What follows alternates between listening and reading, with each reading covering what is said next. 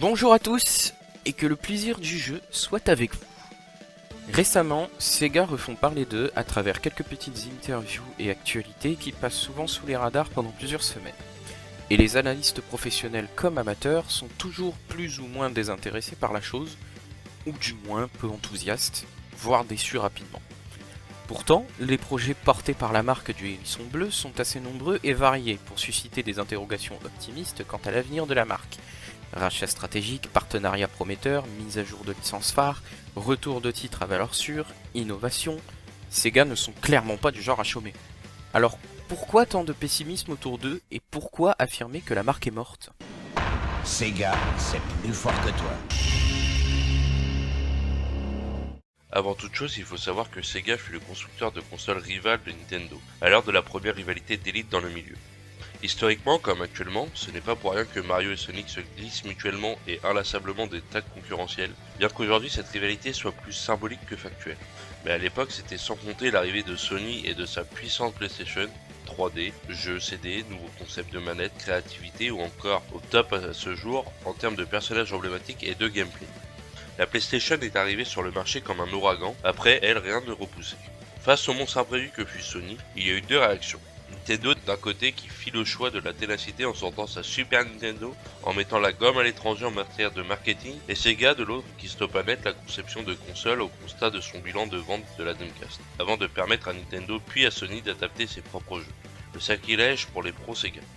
Beaucoup de gens estiment que la mort de Sega survive tantôt à son abandon de la conception de consoles, tantôt à sa décision de permettre la concurrence d'adapter ses jeux.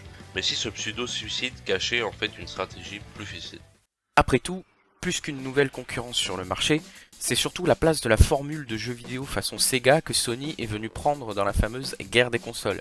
Mise en avant de la qualité de ses machines, prévalence des titres emblématiques, marketing ciblé sur ce que tout entrepreneur nommera plus-value. En réussissant la conception de sa PlayStation et encore plus ensuite de sa PlayStation 2, Sony a fait bien plus de mal à Sega sur son propre territoire du JV qu'à Nintendo qui pouvait simplement s'améliorer en gardant le cap pour demeurer concurrentiel. En partant de ce point de vue, Sega n'ont-ils simplement pas économisé des années d'investissement financier et humain pour mieux rebondir plus tard? Peut-être va-t-on vous surprendre, mais dès lors que Sega a cessé de vouloir se tailler une place sur le marché des consoles, la comparaison avec les différents constructeurs n'est plus tellement pertinente.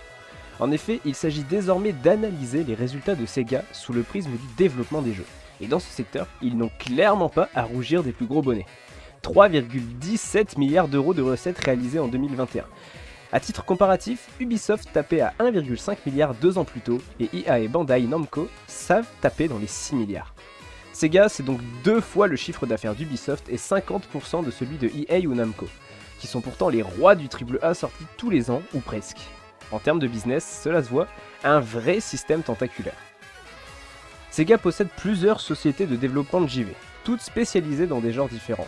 Amplitude, Creative Assembly, Two Point, Hardlight, Sport Interactive, Relic, sans compter toutes les marques partenaires dans le cadre de la vente de produits dérivés. Demon Slayer, Jujutsu Kaisen, Hatsune Miku, ReZero, SAO, Quintessential, Evangelion, Promise Neverland, bref, la liste est longue. Tous ces studios vous disent peut-être quelque chose, et si vous n'avez pas pris la peine de faire pause à leurs énoncés, je vous résume le tout ici. Ce ne sont ni plus ni moins que les studios parents de Warhammer, Football Manager ou encore Valkyria Chronicles, ainsi que toutes les versions mobiles et tablettes de Sonic. Et ce, en plus donc des grandes marques partenaires voire originales qui rapportent argent mais pas reconnaissance à Sega, telles que Sonic évidemment, mais aussi Shenmue, Bayonetta, Alien Isolation, la série des Yakuza ou encore le tout récent Demon Slayer. D'ailleurs, recherche personnelle à l'appui, vous me permettrez une petite spéculation quant au développement à venir probable, ce n'est pas vraiment que pure spéculation, des adaptations JV de Jujutsu Kaisen et d'éventuels Sword Art Online par Sega ou par un studio en leur possession. Si après ce tour de table des business sous direction de Sega, vous persistez à affirmer que les papas de Sonic sont morts, moi je peux plus rien pour vous au bout d'un moment. N'hésitez donc pas à nous faire part de vos avis et retours. Si cette vidéo traverse le temps et atteint un assez haut quota de commentaires méprisants, sachez qu'on fera un plaisir de ne pas lire et de faire bouillir vos larmes de rageux pour en faire une bonne tisane. Mais du coup, vous serez forcément tenté de demander... Actuellement, les actualités les plus visibles de Sega sont les sorties des mini-consoles rétro, de Sonic Forces mal accueillies par la critique, ou encore de Sakura Wars qui, comme d'habitude, n'intéressent que peu les occidentaux drogués au FPS. N'est-ce pas, Bandira? Oh ouais. Ouais. Cependant, Sega avait annoncé le retour de licences phares. Et tiennent parole, Bayonetta et Vanquish étant déjà disponibles, Super Monkey Ball étant de retour également, une stratégie qui n'est pas passée inaperçue puisque étrangement Nintendo annonce désormais la renaissance d'anciennes licences à son tour. Sega souvent premier à réagir, mais souvent dernier que l'on crédite. De nouveau Endless, Company of Heroes et Two Point vont également voir le jour cette année comme des valeurs sûres dans leurs chiffres. Mais c'est surtout le plan du business que des choses se sont jouées. Sega verse déjà dans le jeu mobile et free-to-play, donc a déjà un pied dans le marché de Tout Connect qui arrive à grands pas, mais également a signé un accord avec Microsoft.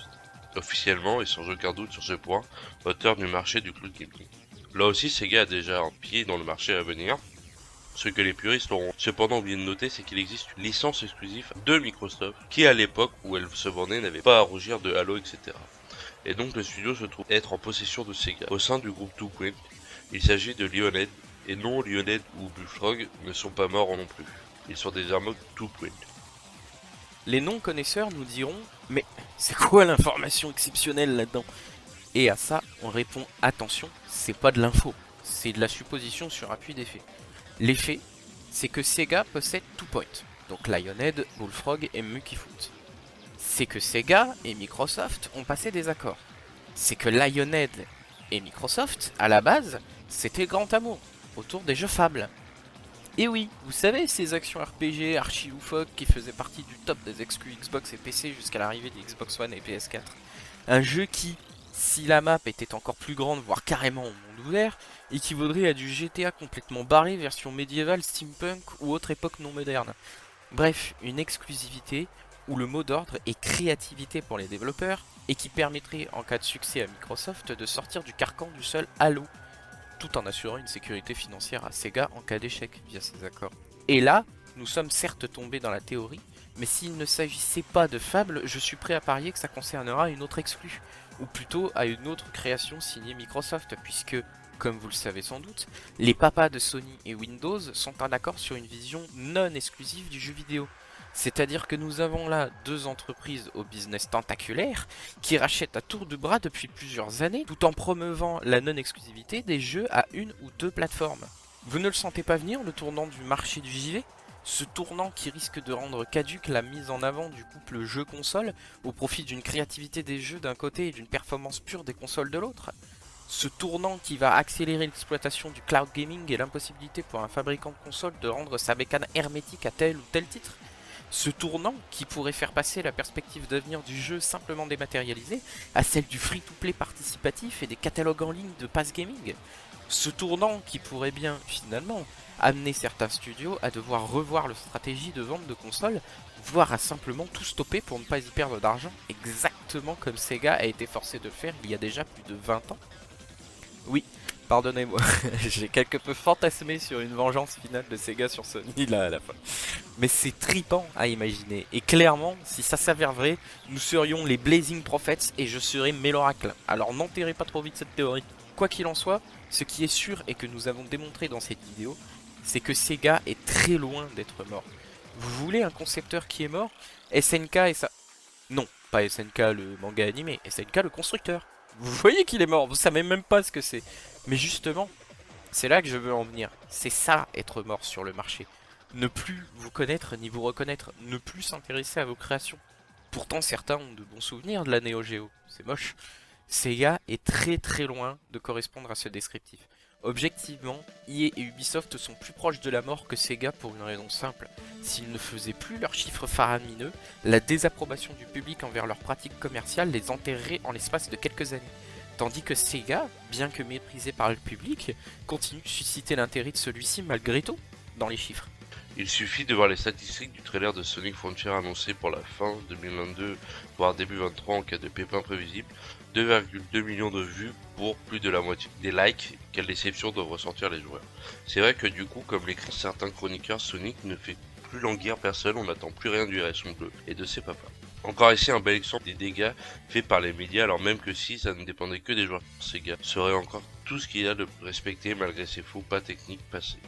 Pour finir, nous attirons votre attention sur les dernières déclarations de Sega au sujet de leurs futurs projets et concepts de Super Game dans lesquels ils ont décidé de placer leur billes. 880 millions investis dans des jeux à 4 critères stricts, multiplateforme, multilingue, assortie mondiale en simultané et AAA. Et tout ça après un accord passé avec Microsoft, donc avec les patrons des marchés Xbox, PC et Game Pass, et tourné vers le cloud gaming comme investissement technique futur. Dites-nous encore une fois que Sega est mort qu'on rigole un peu.